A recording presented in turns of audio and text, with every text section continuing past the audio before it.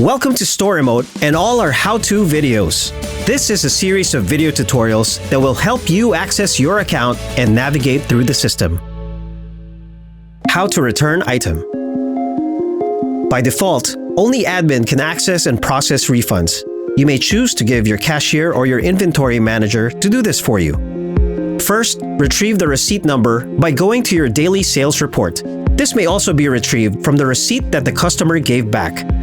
In this case, let's say that receipt number ending in 7041 was returned.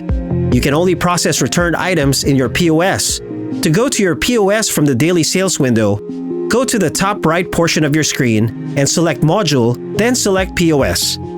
It will then take you to your POS screen. Once you are in your POS screen, look for the Return button found at the center, almost at the bottom of your screen.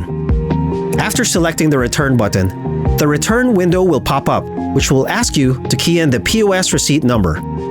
Once you encode the number, it will show all the items that are in that receipt number, and you may select which item or items will be returned, and then select Submit. You may choose to type in the reason why items are returned. This will then generate a refund receipt.